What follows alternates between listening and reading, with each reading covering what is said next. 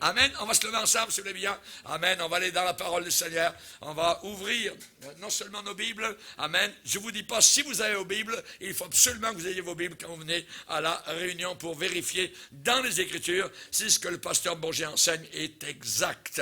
On va lire, si vous voulez bien, dans Genèse, premier chapitre, et nous allons lire 4 versets.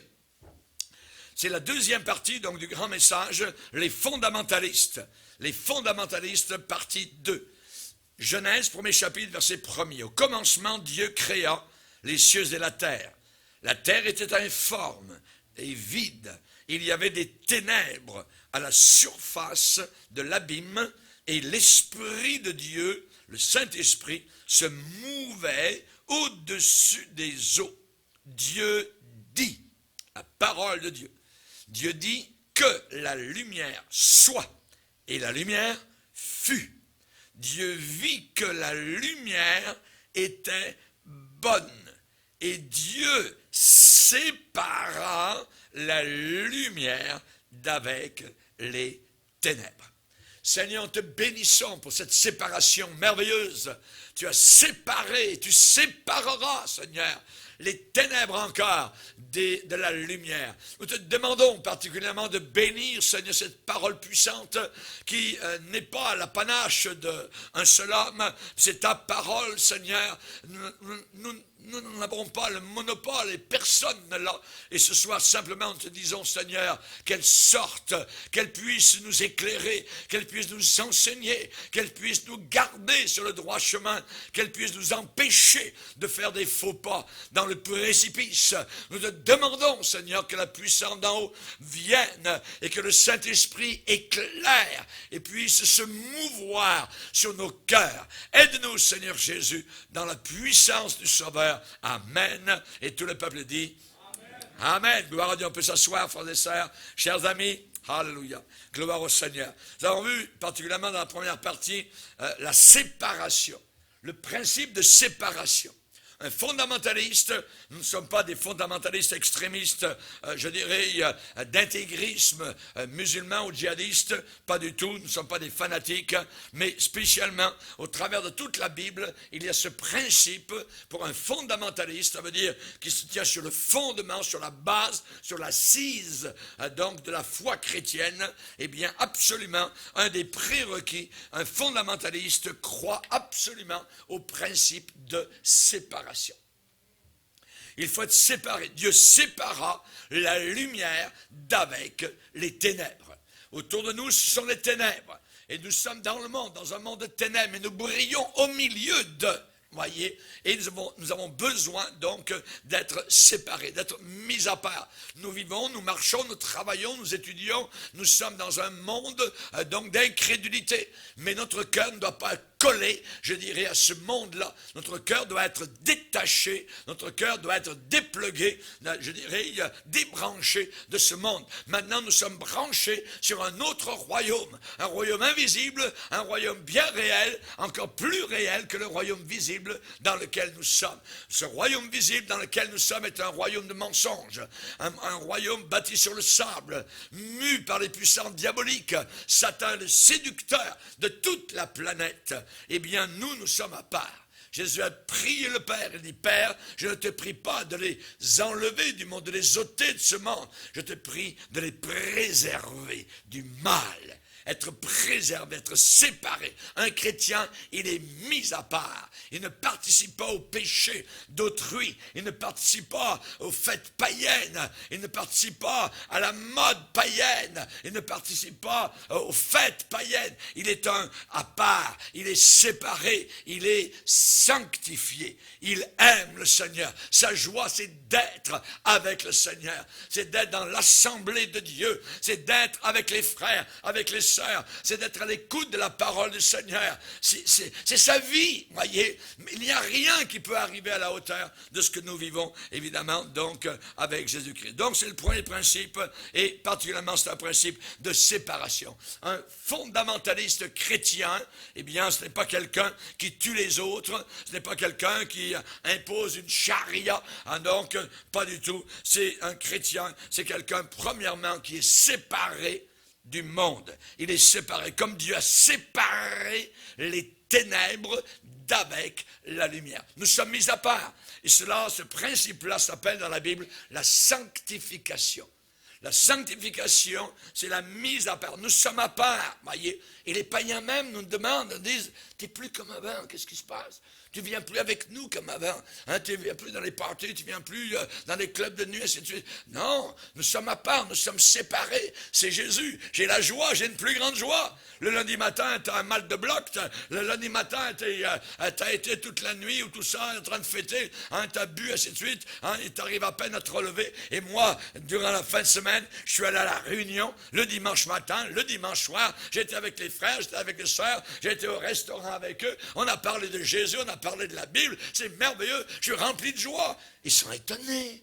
Ils regardent et disent, est-ce que c'est du réel? Est-ce que c'est vrai ou bien c'est du fake? Vous voyez? Non, c'est de la réalité. Nous vivons quelque chose de très réel. Nous, les chrétiens, nous sommes à part. Nous sommes séparés. Et si nous voulons avoir de l'influence, il faut absolument être séparés, être mis à part. Donc, c'est cette grande séduction aujourd'hui qui est actuellement dans le monde chrétien, on appelle cela apostasie, c'est-à-dire un détournement de la base, du socle, de l'établissement, du fondement, donc de l'armature doctrinale que le Seigneur nous a accordée. Aujourd'hui, on s'éloigne tranquillement, voyez, de tout cela. Le monde veut séduire les chrétiens. Le monde veut séduire les chrétiens. Et ma Bible me dit, n'aimez pas le monde, ni les choses qui sont dans le monde. Et ce qui est dans le monde, c'est la convoitise des yeux, c'est l'orgueil de la vie, c'est toutes les mauvaises choses, c'est le péché, c'est tout cela. Séparez-vous, dit le Seigneur. Ne touchez pas ce qui est impur. Voyez, aujourd'hui le mal, il est au bout de nos doigts, on peut le toucher facilement, voyez, et c'est très, je dirais, séducteur. Parce qu'après cela, évidemment, c'est la tristesse. N'aimez pas le monde. N'aimez pas le monde. Il y a un amour, je disais ce matin, que Dieu est. Il y a un amour que Dieu est. Dieu ne veut pas que nous aimions le monde. Paul a dit aux chrétiens qui habitaient la grande métropole de Rome, la plus grande ville à l'époque, eh bien, il leur a dit, ne vous conformez pas au siècle présent. Soyez des non-conformistes. Tout le monde fait la même chose au même moment, adore les mêmes affaires, ainsi de suite, hein, vont dans les mêmes lieux, ainsi de suite, boivent les mêmes choses. Non, ne faites pas ça. Ne vous conformez pas. Ne vous conformez pas. C'est dit dans le sens négatif. Ne vous conformez pas. Ne vous laissez pas placer dans le moule de ce monde. Ouais. Non, soyez des non-conformistes. Donc, pour nous particulièrement, nous avons besoin, comme pasteur, de faire connaître la différence entre ce qui est saint et ce qui est profane, entre ce qui est pur et ce qui est impur. Et c'est dans Ézéchiel où il est dit que les véritables serviteurs de Dieu de la lignée des Tsadok, des justes, eh bien, vont enseigner à distinguer ce qui est saint de ce qui est profane. Ils feront connaître la différence entre ce qui est sale et ce qui est propre, ce qui est impur et ce qui est pur. Et le problème, c'est que du temps d'Ézéchiel, eh bien, le Seigneur va dire, eh bien, mes serviteurs ne font pas connaître. Ils ne font pas connaître, ils n'en parlent pas. Ils ne font pas connaître la différence entre ce qui est bien et ce qui est mal. Alors Dieu est profané au milieu d'eux. Il y a des assemblées actuellement chrétiennes qui se disent chrétiennes où Dieu est totalement profané au milieu de ces assemblées-là. Pourquoi? Parce que le mal, il règne en maître, parce que les gens font ce qu'ils veulent, et ils ont un langage donc religieux. On se rappelle que c'était des gens religieux autour du veau en or, au pied du Sinaï. C'était des gens religieux. Et un jour, ils ont dit, on fera une fête, un festival, en l'honneur du Seigneur. Donc, en réalité, dans leur cœur, c'était un festival païen, mais ils ont placé dessus un manteau, je dirais, une raison pour dire, évidemment, que ça serait chrétien, que ça serait au Seigneur, ainsi de suite. Et la Bible déclare qu'ils se sont assis, voyez, pour se divertir, pour se divertir. Un divertissement malsain. Voyez, en réalité, ils avaient l'Égypte dans leur cœur. Ils avaient le péché dans leur cœur. Ils voulaient faire comme en Égypte, ce qu'ils avaient vu pendant 400 ans, les festivals païens, les festivals égyptiens. Et il y a eu cette journée-là des milliers de morts. Des milliers de morts. Il a fallu qu'il y ait une séparation. Et Moïse a dit, à moi, ceux qui sont pour l'Éternel. Séparation. Et là, on voit que des milliers de personnes, spécialement la tribu de Lévi, se sont joints à Moïse. Et les autres ont été jugés par le Seigneur. Dieu sépare toujours ce qui est mal de ce qui est bien. Il sépare la lumière des ténèbres. Il faut faire connaître la différence. On se rappelle à Sittim, quand le peuple d'Israël est sorti du désert, avant d'entrer dans le pays de la promesse, eh bien, Balaam a donné un mauvais conseil, justement pour séduire, pour vaincre le peuple de Dieu. C'était la sexualité, l'impudicité, et il y a eu là encore plus de 23 000 morts. Imaginez, Dieu a séparé le mal d'avec le bien. Dieu sépare la lumière d'avec les ténèbres. Alléluia. Que Dieu nous garde. Vous savez, lorsque c'est le patriarche Jacob qui, avant de retourner à Béthel, a demandé de faire un enterrement. Il a demandé, c'était un grand camp, vous voyez, il était le patriarche, et il a dit, avant d'aller à Béthel, nous allons faire quelque chose. Nous allons aller particulièrement donc à Sichem, et là, sous le térébinthe qui est à Sichem, on va ouvrir la terre, et on va enterrer toutes vos idoles. Nous ne pourrons pas avoir la victoire si nous avons des idoles dans le camp. Et les gens qui étaient avec Abraham ont amené et ont jeté dans le trou toutes leurs idoles. Résultat, ensuite, après l'enterrement, ils ont refermé cela. Il est dit, la terreur de l'Éternel se répandit dans tout le pays. Ils ont été vainqueurs.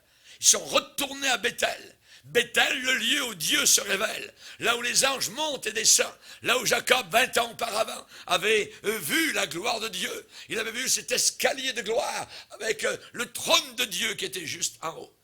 Pour retourner à Béthel, il faut absolument qu'on enterre les idoles. Ils l'ont fait. Ils ont obéi. Ils ont reconnu qu'il y avait beaucoup d'idoles dans le camp. Et Dieu a répondu, donc, en leur accordant sa bénédiction. Le fondamentaliste chrétien se doit absolument d'être une alternative au monde. Et pour cela, il faut être pur, irréprochable, au milieu d'une génération perverse et corrompue, au milieu de laquelle nous voulons briller comme des flambeaux dans le monde, portant la parole de la vie. Alléluia. Après avoir reçu cette vie nouvelle, amen, il faut travailler notre cœur pour rester pur et irréprochable. Se sonder régulièrement. Observer si nous sommes poussés à des permissions que Dieu n'accepte pas ou que Dieu ne donne pas. Noé marchait avec Dieu dans sa génération. Dans notre génération, il faut marcher avec le Seigneur. Si quelqu'un est en Christ, il est une nouvelle créature. Amen. Il faut marcher dans cette nouveauté de vie et non pas dans la manière de l'ancienne vie. Et il faut avoir connu, je dirais, un renouvellement intellectuel total dans nos pensées. Ils ont besoin de ce renouvellement régulièrement. C'est ce renouvellement, c'est la raison pour laquelle on arrive parfois, je dirais le dimanche matin, on a eu la semaine, on a fait ceci, on était dans le monde, et qu'est-ce qu'on a besoin? D'un renouvellement de nos pensées, se réapprocher encore un peu plus du Seigneur. Et si on n'a pas ce renouvellement, on peut devenir comme du pain sec totalement. On peut devenir, je dirais, comme un coup de trique sec, je dirais. On a besoin d'être rafraîchi, d'être irrigué, d'être renouvelé, d'être fructueux. On a besoin de ce renouvellement de l'intelligence. Paul va dire, offrez vos corps au Seigneur. Ne vous conformez pas au siècle présent, mais soyez transformés. On parle ici des chrétiens. Soyez transformés par le renouvellement de l'intelligence. Cette intelligence que nous avons, amen, qui maintenant est pluguée sur le Seigneur, doit absolument être régulièrement renouvelée. Il faut qu'elle soit renouvelée. Comment est-elle renouvelée? Par sa parole que nous entendons, par la louange, par les prières, par la communion fraternelle. Amen. On a besoin de tous ces éléments-là que le Seigneur nous a accordés. Rappelons-nous que dans, je dirais, parmi le peuple de Dieu, ce qu'on appelle le peuple de Dieu, quand ils sont sortis d'Égypte, au milieu d'eux, il y avait ce qu'on appelle un ramassis de gens. Un ramassis de gens. Ce n'était pas véritablement le peuple du Seigneur. C'était des gens qui avaient l'Égypte au fond de leur cœur. Et ce sont eux qui commençaient à pousser des murmures. Et ils infectaient tout le camp. Et on va le lire, si vous voulez bien, maintenant, dans Nombre, au chapitre 11. Nombre, le livre des Nombres. Verset 4, il est dit, le ramassis de gens qui se trouvaient au milieu d'Israël fut saisi de convoitise, et même les enfants d'Israël recommencèrent à pleurer. Voyez l'influence mauvaise, et dire, qui nous donnera de la viande à manger? Nous nous souvenons des poissons que nous mangions en Égypte et qui ne nous coûtaient rien, des concombres, des melons, des poireaux, des oignons, des os. Maintenant, notre âme est desséchée, plus rien. Nos yeux ne voient que de la manne. C'est le problème de l'Église de la fin des temps, de l'Église apostate. On ne voit que de la manne. On entend juste la parole de Dieu. Vous n'avez rien. Vous n'avez pas de concert, vous n'avez pas de musique rock, vous n'avez pas de femmes qui dansent en avant, vous avez juste la manne, juste la parole, le ramassis de gens qui sont au milieu du peuple. C'est eux qui ramènent l'Église dans le monde. C'est eux qui font rentrer les musiques du monde. C'est eux qui ramènent avec les femmes les mauvaises tenues légères, voyez, du monde pour la combattise. Ce sont eux, ce ramassis de gens, voyez, qui font que les gens disent, hein, c'est vrai, hein, t'as raison. Niaiseux, voyons. Nous avons trouvé le meilleur. Nous avons la parole du Seigneur. Nous avons la vie de Dieu, la puissance en esprit. On a été régénérés puissamment. Le monde ne nous a jamais rien donné, ne pourra jamais rien nous apporter. Amen. Ne dilapidons pas l'héritage que le Seigneur nous a accordé. Un fondamentaliste, il croit au principe de séparation. Deuxièmement, un fondamentaliste chrétien croit au caractère unique du christianisme. Il n'y a rien d'autre sur toute la planète Terre comme le christianisme. Aujourd'hui, avec l'écuménisme, alors on veut mélanger tout ensemble. On dit le catholicisme, c'est pareil que le bouddhisme, tout ça. Il suffit d'être sincère, croire ce que tu veux. Ça, c'est de la folie. C'est Satan qui les mène par le bout du nez. Un fondamentaliste chrétien croit au caractère unique, voyez, je dirais exclusif du christianisme. Il croit que le message de la Bible, c'est la seule révélation que Dieu a donnée à toute l'humanité pour tous les couloirs dans tous les siècles. Amen. Alléluia. Il croit cela. Le message de la Bible, c'est la seule révélation.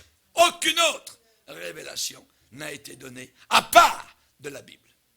Monsieur le pape, écoutez bien ce que je vous dis. Il n'y a pas d'autre révélation que la Bible dans ses 66 livres. Le fondamentaliste chrétien croit que Jésus-Christ est l'objet des deux testaments, de l'Ancien et du Nouveau Testament. Il est l'unique et le seul chemin pour aller à Dieu le Père. Alléluia. Dans la Bible, il dit que le Seigneur a révélé sa parole à Jacob, à Israël. Il révèle ses lois, ses ordonnances, ça veut dire ses règles de vie à Israël. Psaume 147. Dans Romains 3, on nous parle des Juifs. Et on nous dit particulièrement que les oracles de Dieu leur ont été confiés. C'est pour ça que leur histoire sur la terre est tout à fait particulière. Aucun autre peuple n'a vécu ce qu'ils vivent et ce qu'ils vont vivre et ce qu'ils ont vécu. Les oracles de Dieu leur ont été confiés. Et quoi? Si quelques-uns n'ont pas cru, leur incrédulité va-t-elle anéantir la fidélité de Dieu, la vérité de Dieu?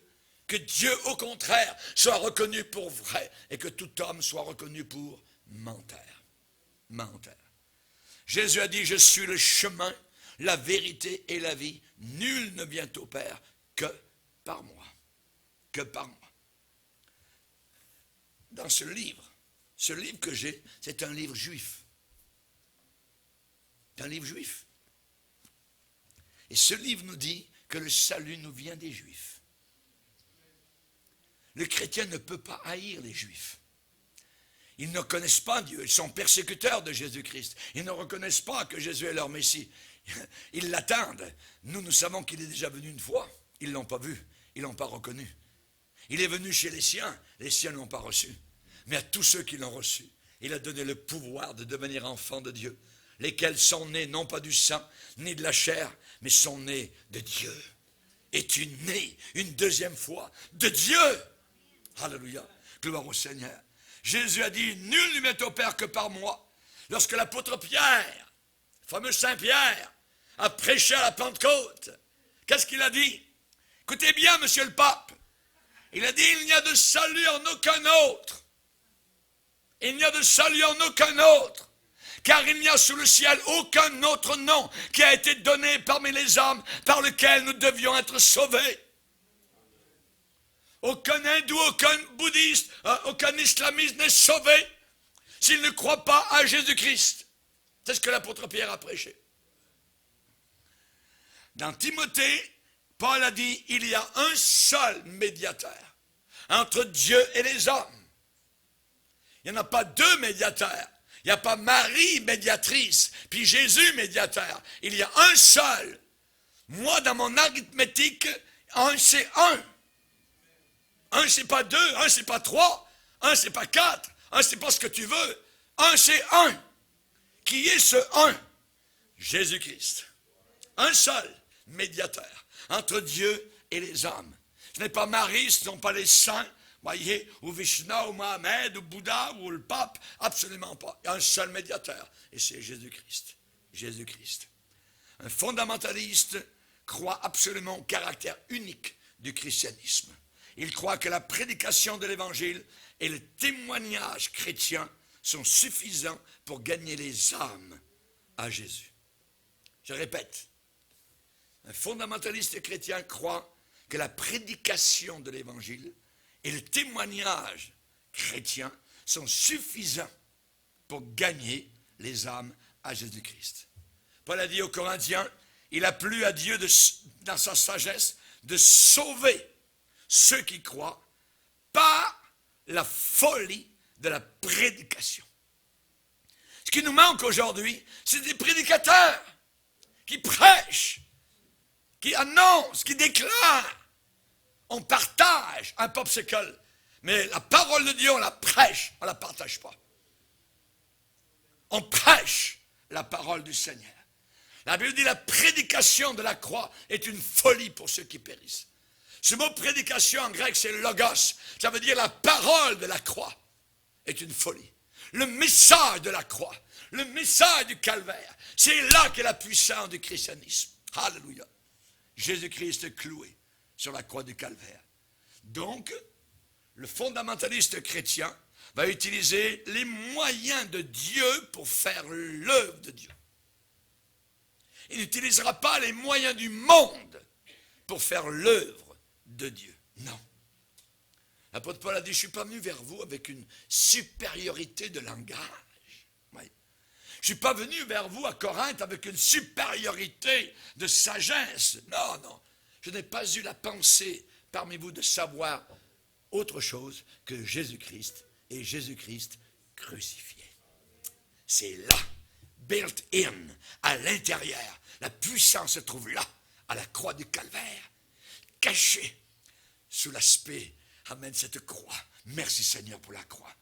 Maintenant, si on parle des païens, la question a été posée il y a longtemps. Comment les païens invoqueront-ils celui en qui ils n'ont pas cru? Vous ne pouvez pas invoquer quelqu'un qui vous ne croyez pas. Moi, je ne crois pas en Bouddha, je ne peux pas l'invoquer. Je ne crois pas en Allah, je ne peux pas l'invoquer. Comment les païens vont-ils invoquer celui en qui ils n'ont pas cru? Deuxième question, comment croiront-ils en celui dont ils n'ont pas entendu parler? On parle ici d'entendre parler de Jésus. Comment vont-ils invoquer celui dont ils n'ont pas entendu parler? Troisième question. Comment en entendront-ils parler s'il n'y a personne qui prêche? Ça ne dit pas à quelqu'un qui danse, quelqu'un qui fait du théâtre, ainsi de suite. Non, qui prêche. La folie de la prédication.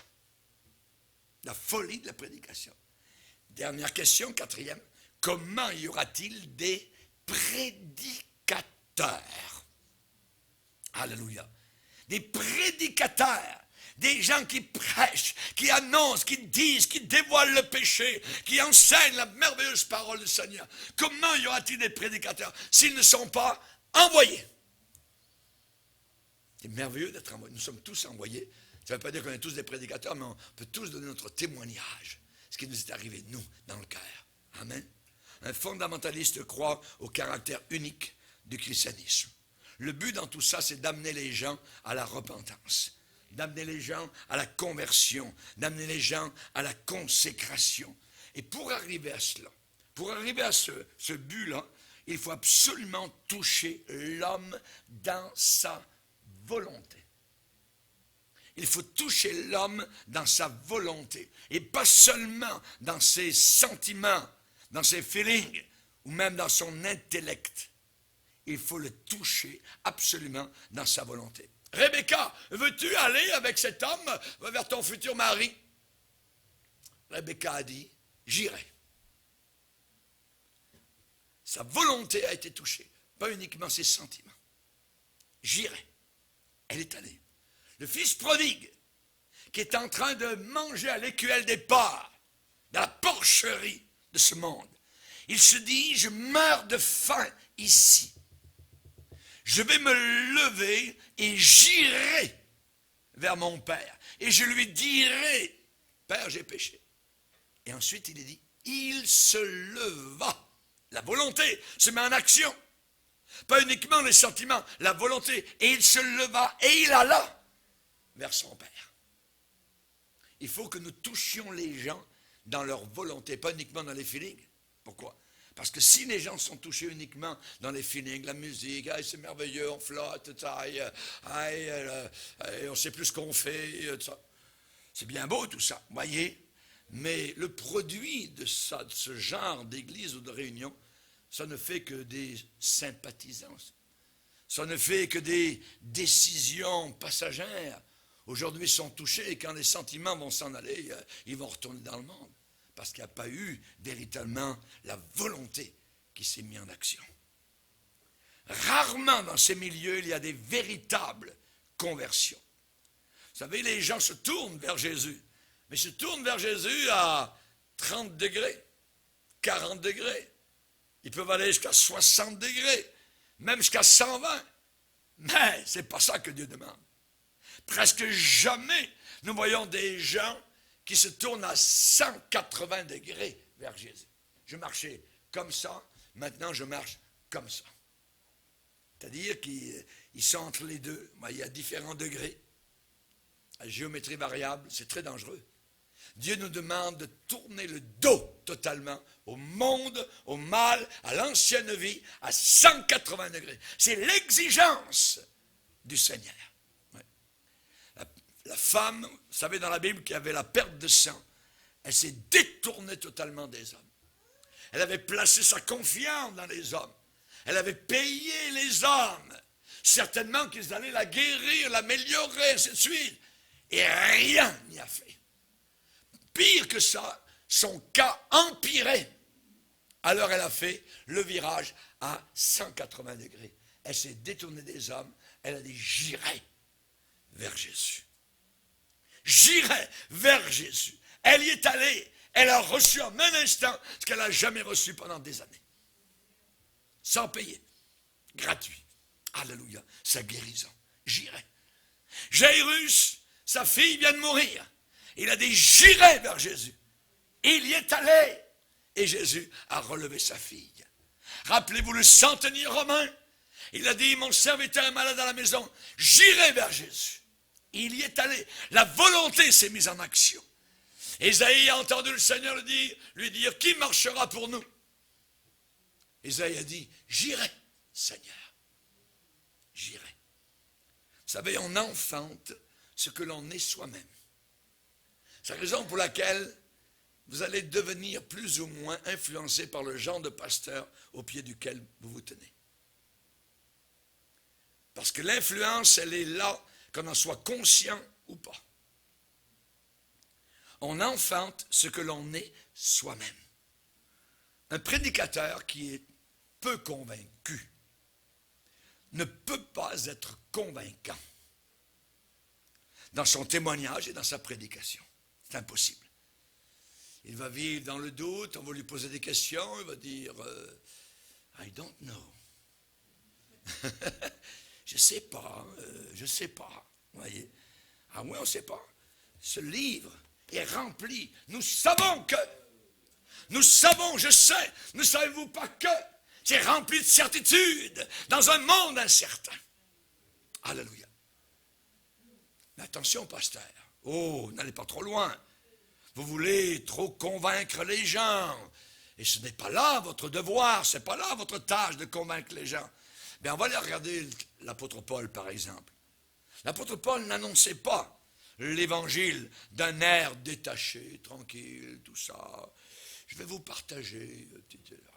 Je peux imaginer Paul en train de prêcher l'évangile, en train de voir le sang lui monter à la face, rouge comme une tomate. Il prêchait la parole, hein, connaissant la crainte de Dieu. Nous cherchons à convaincre les hommes, connaissant la terreur de Dieu. Ce mot, ça veut dire terreur. Nous cherchons à convaincre les hommes. Paul est devant un roi Agrippa, et le roi Agrippa est secoué, ébranlé par la prédication de Paul. Et Agrippa prend la parole et dit, Paul, tu vas bientôt me convaincre de devenir chrétien. Tu m'as presque convaincu. Il ne faut pas être presque convaincu, il faut être totalement convaincu. Amen. Il faut être totalement sauvé. Paul va dire à Timothée, prêche la parole. Insiste en toute occasion favorable ou non. Car il viendra un temps où les hommes ne supporteront plus la saine doctrine, mais ils auront la démangeaison d'entendre des choses agréables. Il y a beaucoup de choses agréables dans la Bible, mais il y a beaucoup de choses désagréables dans la Bible. Et on a besoin de les connaître. Prochaine conférence, jugement dernier. J'ai jamais entendu ça, ça fait 30 ans que je suis chrétien, jamais entendu ça. Ouais, tu devrais l'entendre. Viens. L'apôtre Pierre, le jour de la Pentecôte, a prêché de telle manière que les gens ont dit, Pierre, tu nous as touchés au vif. Qu'est-ce qu'il faut faire? On fait quoi, Pierre? On est perdu. Repentez-vous. Mettez votre foi dans le Seigneur Jésus-Christ et non pas dans votre religion. Le service de Dieu est une affaire de conviction. De conviction. Pas de séduction. Aujourd'hui, les pasteurs, ils veulent séduire les gens qui viennent. Ils veulent être gentils, tout ça, va caresser. Oui, je comprends qu'il faut aimer les gens. Mais la prédication de l'Évangile, on ne nous enseigne pas à caresser les gens. On nous dit de prêcher la vérité. La vérité. Alléluia. Amen. Le proconsul, rappelez-vous, qui est dans l'île de Chypre, proconsul romain, il dit qu'il a été frappé, convaincu de la doctrine. Il a donné sa vie au Seigneur. Il y avait un opposant qui était là. Paul, rempli de Saint-Esprit, il a dit, fils du diable, tu vas devenir aveugle. Pouf! Le gars, le proconsul, moi, ça, il dit, mes amis, avec ton affaire, ça marche. Certainement, ça marche. C'est la réalité. Quand je prêche ici, je ne suis pas tout seul. J'ai un paquet d'anges qui m'écoutent. Alléluia. J'ai le Père qui est à côté de moi, j'ai le Saint-Esprit qui me soutient. C'est merveilleux. Alléluia. Je ne suis pas tout seul. Gloire à Dieu. Un jour, j'étais dans une mission, outre-mer, aux extrémités du monde. À la fin de la réunion, il y avait des centaines de personnes. Il y a quelqu'un qui s'approche de moi et qui me dit, Pasteur, vous n'avez pas vu quand vous prêchiez, vous aviez un ange qui était à côté de vous. Tout le long de la prédication. Moi, j'ai vu un ange qui était juste à côté de vous. Ah ben, si tu l'as vu, merci Seigneur, moi je ne l'ai pas vu, mais j'ai ressenti la présence de Dieu. Amen! Gloire au Seigneur. Que Dieu soit béni. Le service de Dieu est une affaire de conviction et non pas de séduction. Alléluia. Frappé, convaincu. Amen. La conviction, ça brise, ça casse l'ego. Ça brise l'ego. Mais la séduction flatte l'ego. La séduction flatte les gens. On ne dit pas tout. On ne dit pas tout parce que ça pourrait choquer monsieur, madame, tout ça, dans sa personnalité. Ben, chers amis, si on veut faire le travail du Seigneur, il faut que ça soit convaincant. Absolument. Parce que le Saint-Esprit, il vient et il convainc. Il met le doigt exactement à l'endroit où ça fait mal. Et si quelqu'un vous met le doigt sur le bobo, aïe! Voyez, c'est exactement ce que fait le Saint-Esprit. Il met le doigt exactement là où ça fait mal. Il convainc, premièrement, de péché. Il convainc, on parle bien de conviction, il convainc de péché, de justice, la justice de Dieu, et nous on est pécheurs. Et il convainc du jugement qui s'en vient. Il va falloir que je rende compte à Dieu de ma vie un jour. Beaucoup d'églises d'aujourd'hui s'occupent de divertir les auditoires. De divertir. Avec toutes les manières du monde, les artifices du monde, dans l'espoir, ils pensent qu'ils vont toucher les gens en les divertissant. Alors on amène le théâtre à l'intérieur, on amène le barbecue, on amène le ballon de foot, on amène les concerts là-bas, aux États-Unis, là-bas, c'est merveilleux, surtout en Californie, ces coins-là, c'est merveilleux, mais vous allez payer le prix d'entrée si vous voulez venir, tout ça. Et on espère que certains vont être touchés. S'en foutent comme l'an 40. Ils viennent à un show comme dans le monde. Ouais. Les gens vont venir. Chers amis, aujourd'hui, beaucoup de gens veulent simplement divertir. On amène la psychologie, ça marche à l'heure. 60 $ de l'heure. On a une église pas très loin d'ici, le psychologue qui va régler tous vos problèmes, ça coûte 60 $ de l'heure. Folie. Une folie. Et on veut tellement gagner des gens, avoir des milliers de personnes, que l'on est prêt à faire des compromis avec le gouvernement. Monsieur le gouverneur, s'il vous plaît, pouvez-vous nous donner quelques milliers de dollars? Le gouverneur répond, pas de problème. On va vous donner 10 000, 100 000 $. Faites des bonnes œuvres, donnez de la nourriture. Une condition. Nous ne voulons pas que vos gens disent le nom de Jésus. Interdit. L'autre jour, c'est arrivé dans une de ces églises, et il y avait une personne musulmane qui a dit, j'aimerais entendre parler de Jésus. Et le chrétien, qui avait signé la feuille interdisant de parler de Jésus, a oublié ça et a commencé à parler de Jésus.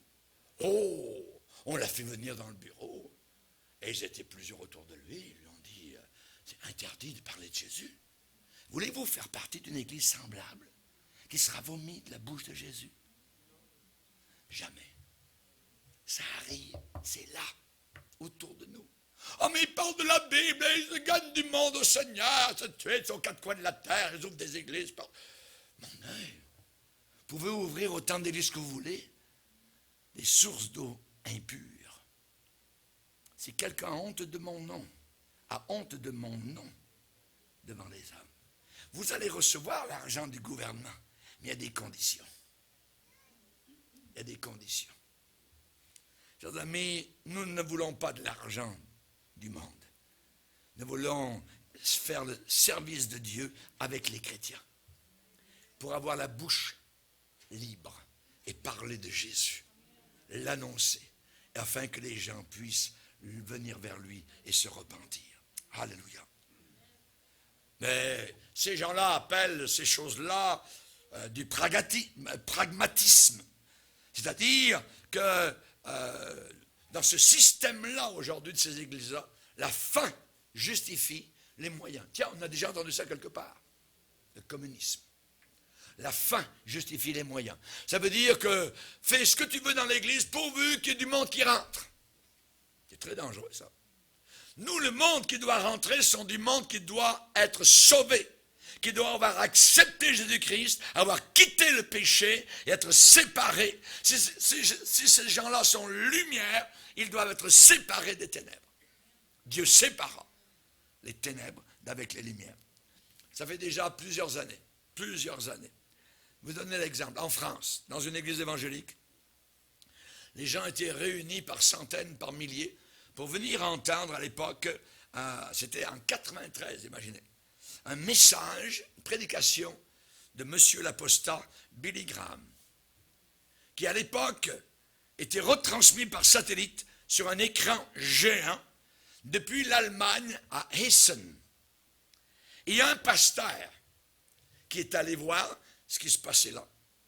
Il a été très surpris de l'ambiance. Il y avait une lumière tamisée. Il y avait des spots de toutes sortes de couleurs. Il y avait une boule de cristal qui tournait au plafond. Il y avait des clips vidéo. Il y avait de la musique de rocker déchaînée. Tout cela supposément pour attirer les jeunes. Qu'est-ce qu'ils s'en foutent?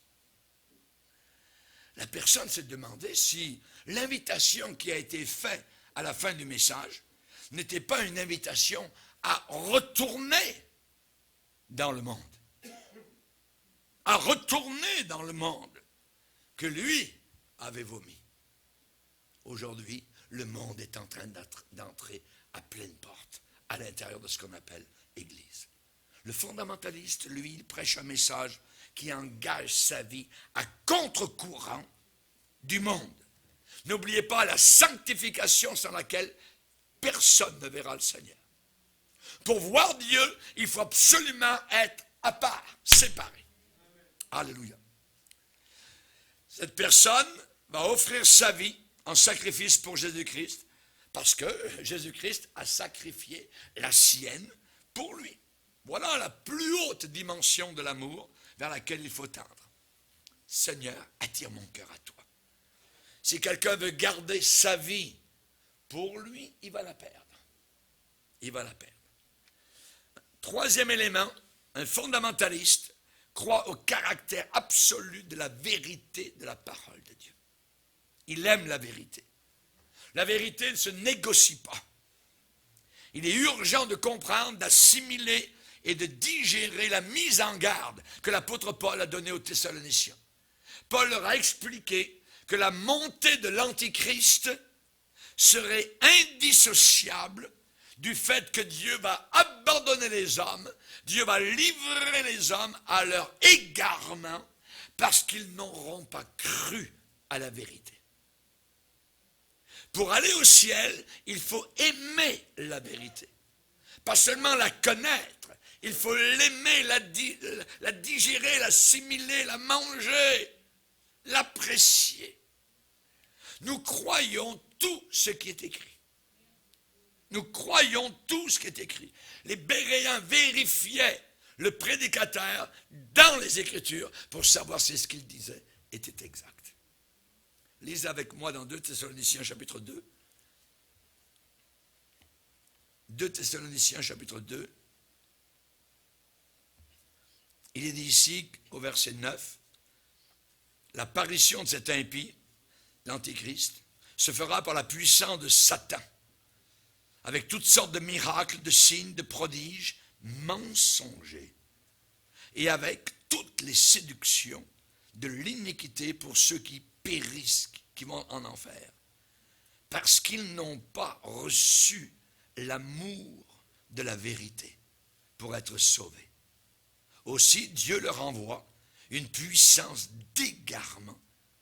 Notez bien, il ne dit pas que Dieu leur envoie un égarement, une puissance, c'est une force, c'est un courant fort d'égarement pour qu'ils croient au mensonge, afin que tous ceux qui n'ont pas cru à la vérité, mais qui ont pris plaisir à l'injustice, soient condamnés. Aujourd'hui, remarquez comment les fondements de la pensée deviennent très mouvants, des sables mouvants. Ce qui est mal ne l'est plus vraiment. Regardez aujourd'hui, tous ces gens qui vivent en concubinage, et même à l'intérieur de l'Église, ils sont gentils, c'est du bon monde. Ils viennent à l'Église avec leur Bible.